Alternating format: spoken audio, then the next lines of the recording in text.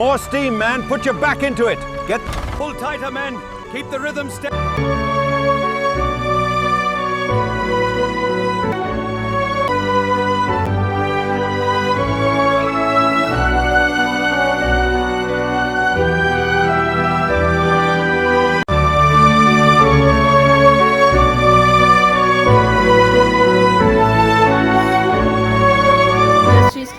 আমি আমাৰ ষ্টুডেণ্টছখিনিক সেইখিনি বস্তু দেখাব বিচাৰিছোঁ বা ব্ৰিটিছৰ যেতিয়া অইল ডিপো আছে আৰু গ'ল্ড ৰিফাইন আছে এইবোৰ আছে আমি আমাৰ ষ্টুডেণ্টক মিউজিয়াম ফুৰি সেই সময়ত কেনেকৈ তেওঁলোকে কষ্ট কৰি পেলাই গঠন কৰিছিলে আৰু সেই তেল গোটেই জগত বিখ্যাত আছে হয় নাই সেই তেলৰ যোগেদি আজি তেল নহ'লে একো নাই Dig boy! Dig boy!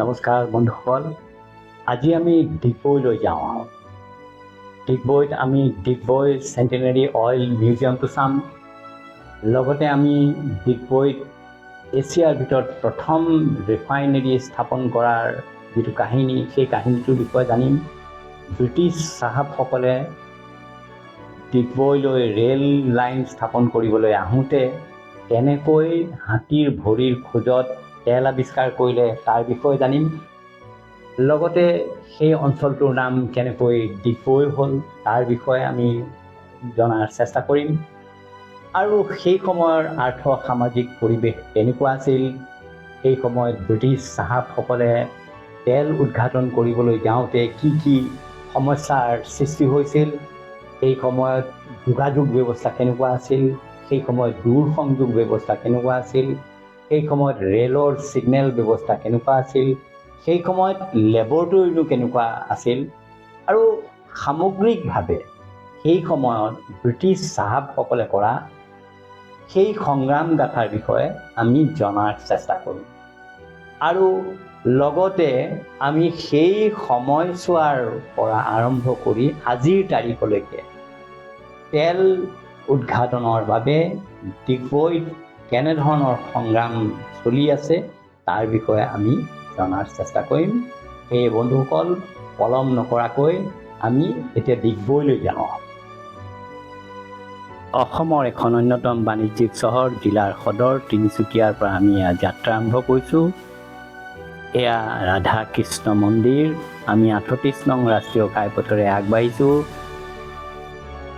পথৰ কাষত এয়া বিশাল লক্ষী পথাৰ এয়া অইলৰ ইতিহাস সম্বলিত ফলক ৱেলকাম টু ডিগবৈ আমি ইতিমধ্যে ডিগবৈ চহৰত পদাৰ্পণ কৰিছোঁ এখন ব্যস্ত চহৰ তেলক কেন্দ্ৰ কৰি গঢ় লৈ উঠা এখন বাণিজ্যিক চহৰ অতিশয় ব্যস্ত হৈ পৰিছে এতিয়া দ্বিতীয় মহাসমৰৰ সময়ত আছাম ৰেলৱে এণ্ড ট্ৰেডিং কোম্পানীৰ অধীনত উইলি লিঅ'ভা লেক নামৰ এজন ব্ৰিটিছ অভিযন্তা ৰেল লাইন স্থাপনৰ কামত নিয়োজিত হৈ আছিল উইলিয়ে ডিব্ৰুগড়ৰ পৰা মাৰ্ঘেৰিটালৈ ৰেল লাইন স্থাপন কৰি থাকোঁতে এই অঞ্চলটোতে হাতীৰ ভৰিৰ খোজত তেলজাতীয় এটা পদাৰ্থ বিৰিঙি উঠা দেখিলে অভিজ্ঞ উইলিয়ে কাষৰ শ্ৰমিকজনক চিঞৰি ক'লে ডিগবৈ ডিগবৈ ডিগবৈ হয়তো উইলিৰ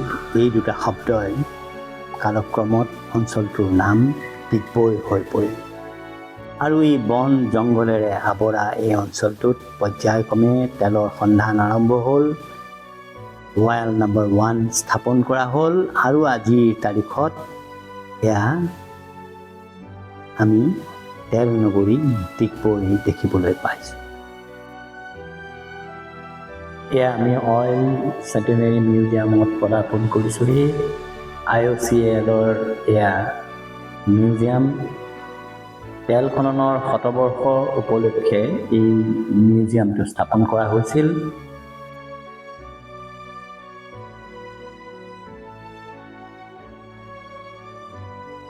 এয়া প্ৰৱেশদ্বাৰ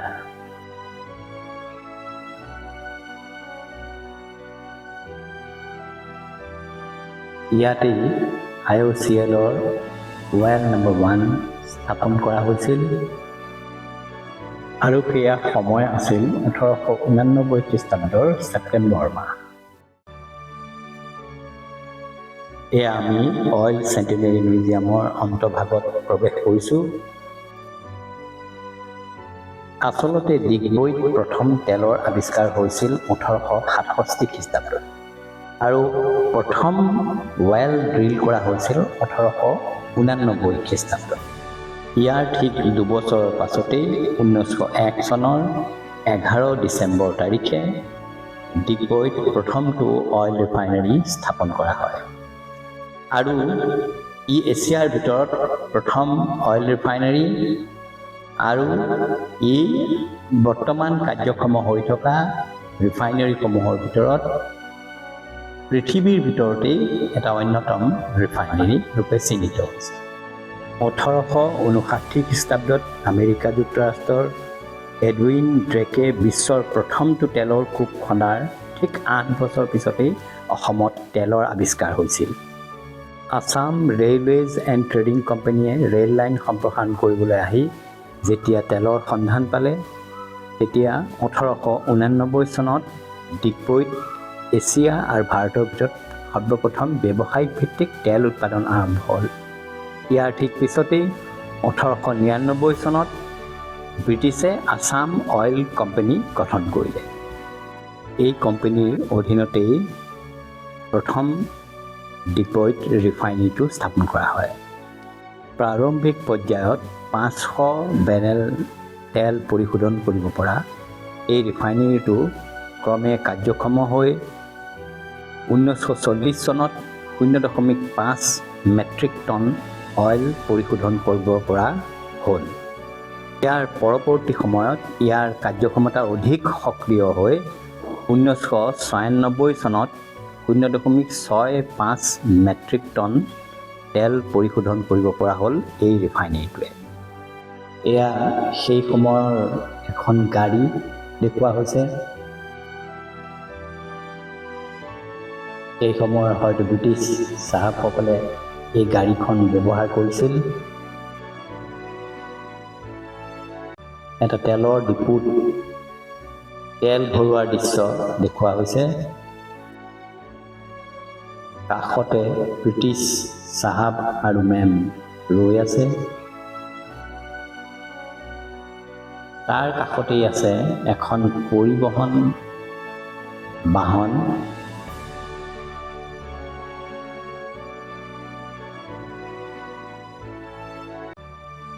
হয়তো এই বাহনখনতেই যন্ত্ৰ পাতিসমূহ এঠাইৰ পৰা আন ঠাইলৈ পৰিবহণ কৰা হৈছিল। এয়া চাওকচোন কিমান সুন্দৰকৈ প্ৰতিমূৰ্তি সজাই থোৱা হৈছে।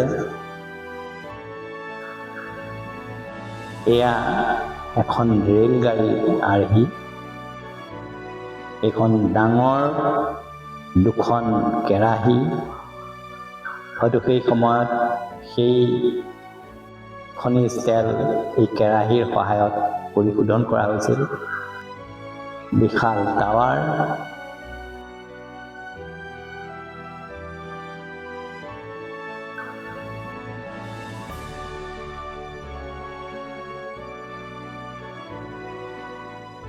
এয়া সেই সময়ত ব্যৱহৃত ক্লাৰ্ক কম্প্ৰেছৰ।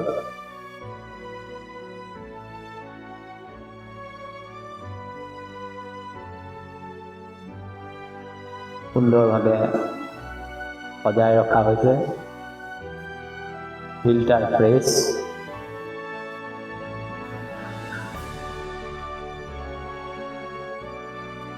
CSR মন ইঞ্জিন। কাষৰ পৰা এয়া ৰেলগাড়ীখন। সেই সময়ত হয়তো এই ৰেলগাড়ীখন ব্যৱহাৰ কৰা হৈছিল। এয়া নৌকা সদৃশ কিবা যন্ত্ৰ।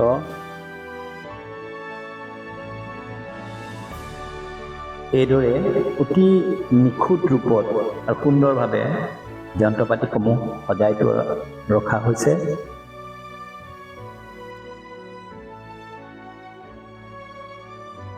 আৰু কাষতে এজন কৰ্মচাৰী সেই সময়ত ইমান ধুনীয়াকৈ প্ৰতিমূৰ্তি ৰূপত তৈয়াৰ কৰি ৰখা হৈছে যেন সাইলাখ মানুহজনে কৰ্মচাৰীজনে কাম কৰি আছে।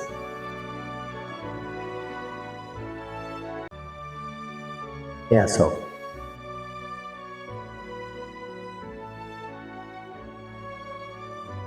সেই সময়ত তেল পৰিশোধনৰ বাবে ব্যৱহৃত এটা যন্ত্ৰ, বিশাল আকাৰ। ব্ৰিটিছ চাহাবসকলে সেই সময়ত সুদূৰ ইংলেণ্ডৰ পৰা এই যন্ত্ৰ পাতিসমূহ অসমলৈ আনিছিল আৰু লগে লগে স্থানীয়ভাৱেও কিছু যন্ত্ৰ পাতি ইয়াত তৈয়াৰ কৰি লোৱা হৈছিল। এয়া চাওক, আজি আমাৰ ভ্ৰমণসূচীত আমি এজন ছাত্ৰক লগ পাইছোঁ। বাৰু তোমাৰ নামটো কোৱাচোন। নমস্কাৰ, মোৰ নাম শ্ৰী বিশু গগৈ। তুমি ক'ত থাকা? মোৰ ঘৰ চাবুৱা। কি পঢ়ি আছা বৰ্তমান? মই পলিটেকনিক মেকানিকেল ব্ৰাঞ্চৰ ছাত্ৰ। তুমি কি অনুভৱ কৰিছা কোৱাচোন? হয়, কাইলৈ নতুন নতুন বস্তু কেনেকৈ অইল হেৰি আহিছিলে তেল, তাৰ বিষয়ে তুমি অৱগত হৈছা আৰু সঁচাকৈ তুমি এটা মানে নষ্টালজিক অনুভৱ কৰিছানে যে তুমি সেই সময়ত কেনেকৈ তেওঁলোকে কষ্ট কৰি পেলাই এই মানে এটা আৱিষ্কাৰ কৰিছিলে আমাৰ অসমৰ নিচিনা এটা অনগ্ৰসৰ অঞ্চলত, সেই কথাটো তোমাক কেনেকুৱা ধৰণৰ এটা উপলব্ধি কৰে কোৱাচোন? হয়, ইয়াত অইলটো প্ৰথম পাইছিলে, পাই পিনে এতিয়া আমি নিজে হেৰি ইউজ কৰিব পাৰিছোঁ অইল সকলো। আৰু তেল নহ'লে একো নহয়, তেলেই আমাৰ মানে জীৱনৰ চালিকা শক্তি বুলি ক'ব লাগিব, হয় নাই? গোটেই জীৱন প্ৰণালীটোত আমাৰ তেল ইন্ধনৰ যোগেদি আমি মানে চলাই আছোঁ। গাড়ী মটৰ চলিছে, বৈদ্যুতিক যন্ত্ৰ চলিছে, তাৰপিছত তোমাৰ কল কাৰখানা এইবোৰ চব ইন্ধনৰ যোগেদিয়ে হৈছে, নহয় জানো? তুমি পৰ্যটক ৰূপে ইয়ালৈ আহিছা চাবলৈ, তুমি কি কৰা? মই পঢ়ি আছোঁ। ক'ত পঢ়ি আছা? তিনিচুকীয়া পলিটেকনিক। তোমাৰ নামটো কোৱাচোন। নমস্কাৰ, মোৰ নাম বাস্তৱ। তুমি আহিলা এই পৰ্যটনথলী চাবৰ কাৰণে, ডিগবৈ মিউজিয়াম, অইল মিউজিয়াম। তুমি কোৱাচোন তোমাৰ অনুভৱটো অকণ ব্যক্ত কৰা, কেনেকুৱা তুমি অনুভৱ কৰিছা? ভাল লাগিছে, শুনি আছিলোঁ মানে আজি আহিলোঁ, আজি বন্ধ আছিলে, হয়, কলেজ বন্ধ আছিলে, সেই লগৰকেইটাৰ লগত আহিলোঁ, সেইটো এতিয়া চাবলৈ আহিছোঁ। চাবলৈ আহিছা, তুমি এটা নষ্টালজিক অনুভৱ কৰিছানে? কৰিছোঁ অলপ, যে কেনেকৈ ডিগবৈলৈ আহিছিলে এই ব্ৰিটিছ চাহাবসকল, তেওঁলোকে কেনেকৈ অইল তেল খনন কাৰ্যৰ যোগেদি তেল উৎঘাটন কৰিছিলে, হয় নহয়?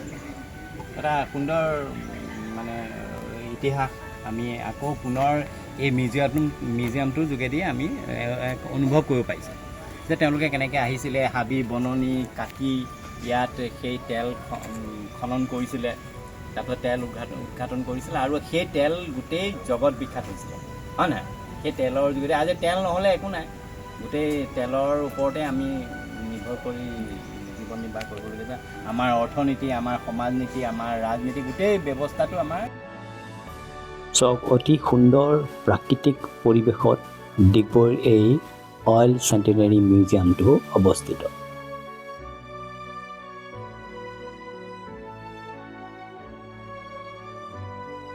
আজি আমি ডিগবৈ অইল মিউজিয়ামলৈ আহিছোঁ। আমি তিনিচুকীয়াৰে এখন বিদ্যালয়ৰ শিক্ষাৰ্থীসকল আৰু কেইবাগৰাকী শিক্ষয়িত্ৰীক আমি লগ পাইছোঁ। আমি তেখেতসকলৰ পৰা তেওঁলোকেনো কি অনুভৱ কৰিছে সেই বিষয়ে অকণ জানিব খুজিছোঁ। মোৰ নামটো অমৃতা হাজৰিকা। এখেতক আমি সুধিব খুজিছোঁ তেওঁলোকে কিয় শিক্ষাৰ্থীসকলক ইয়ালৈ আনিছে আৰু তেওঁলোকে শিক্ষাৰ্থীসকল কি দেখুৱাব খুজিছে।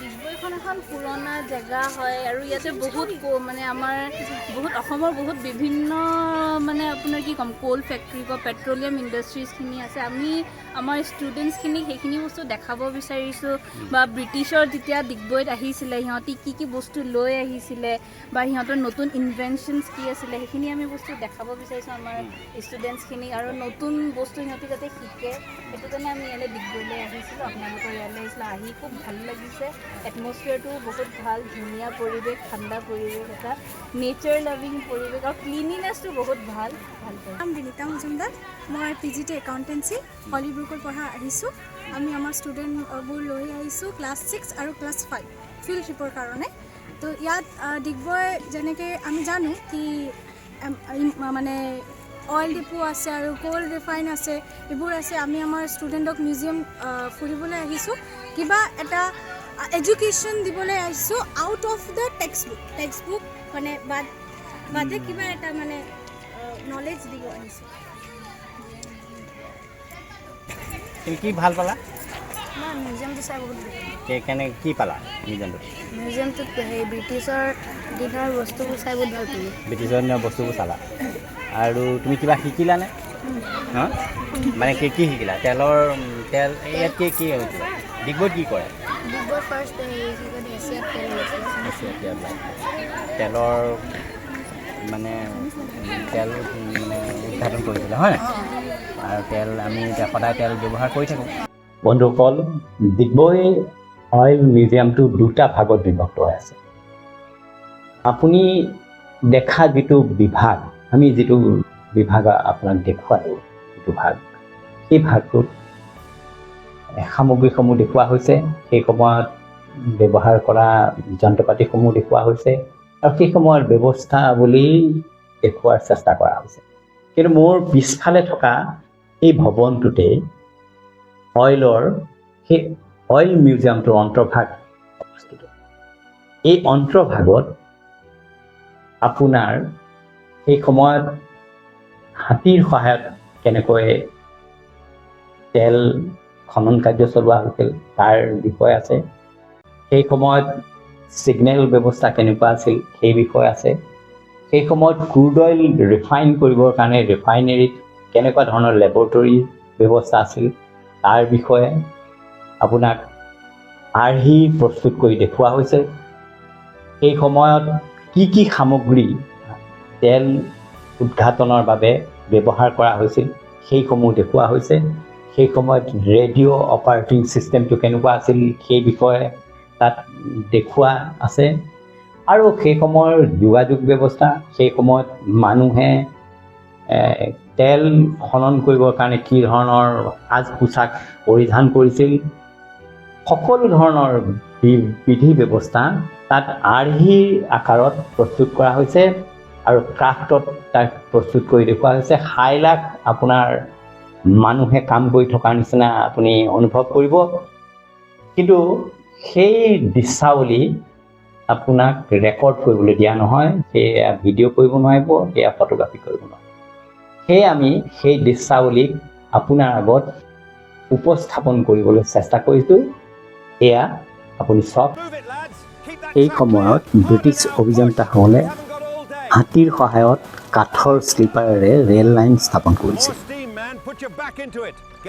তেলৰ ৱেল খননৰ বাবেও হাতীৰ সহায় লোৱা হৈছিল এই সময়তো ব্ৰিটিছ চাহাবসকলে তুলনামূলকভাৱে যথেষ্ট উন্নত ধৰণৰ যন্ত্ৰ পাতি ব্যৱহাৰ কৰিছিল তেল খননৰ বাবে এয়া ৰেল লাইন স্থাপনৰ দৃশ্যাৱলী হাতীৰ ভৰিৰ খোজত তেল বিৰিঙি অহাৰ দৃশ্য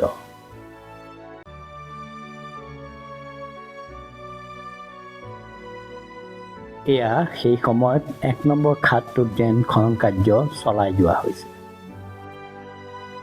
যন্ত্ৰ পাতিসমূহ কিদৰে ব্যৱহাৰ কৰা হৈছে চাওকচোন সেই সময়ত হাতীৰ সহায় লোৱা হৈছিল এয়া সেই সময়ৰ টেলিফোন যোগাযোগ ব্যৱস্থা সেই সময়ৰ ৰেলৱে ছিগনেল ব্যৱস্থা সেই সময়ৰ বিদ্যুৎ যোগাযোগ ব্যৱস্থা সেই সময়ত হয়তো বিদ্যুৎবিহীনভাৱে হাৰিকেন আৰু জোৰ লৈ কাম চলোৱা হৈছিল। ইয়াত সেই সময়ৰ ৰিফাইনেৰীটো দৃশ্যাৱলী দেখুওৱাৰ যত্ন কৰা হৈছিল। সেই সময়ৰ লেবৰেটৰী ব্যৱস্থা এনেধৰণৰ আছিল নেকি বাৰু? মিউজিয়ামটোৰ অন্তভাগ আমি দেখুওৱা এই দৃশ্যাৱলীসমূহৰ দৰে ঠিক নহয়, কিন্তু আমি এই দৃশ্যাৱলীসমূহ উপস্থাপন কৰিছোঁ মিউজিয়ামটোৰ অন্তভাগত দেখুওৱা কাৰ্যপ্ৰণালীক মাত্ৰ তুলনামূলকভাৱে অধ্যয়ন কৰিবৰ বাবে। ই কোনো বাস্তৱ প্ৰতিচ্ছবি নহয়।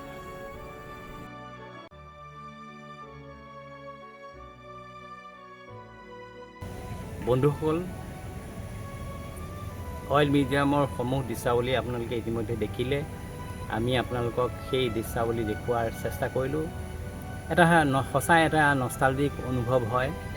সেই সময়ত ব্ৰিটিছ চাহাবসকলে সুদূৰ ইংলেণ্ডৰ পৰা আহি ডিগবৈৰ দৰে এটা অনগ্ৰসৰ অঞ্চলত কেনেকৈ অইল খনন কাৰ্য চলালে, কেনেকৈ সেই সংগ্ৰামখন আগবঢ়াই নিলে, ডিগবৈৰ দৰে এটা অঞ্চলত কেনেকৈ ৰিফাইনেৰী এটা স্থাপন কৰিলে, কেনেকৈ এই যন্ত্ৰ পাতিবোৰ প্ৰস্তুত কৰিলে আৰু এই যন্ত্ৰ পাতিসমূহৰ যোগেদি কেনেকৈনো অইল তেল তেওঁলোকে খনন কাৰ্য চলালে, সেই সমূহ দৃশ্যাৱলী যেন এই অইল মিউজিয়ামটোত আৰ্হিৰূপে যথাযথভাৱে উপস্থাপন কৰিবলৈ তেওঁলোকে চেষ্টা কৰিলে।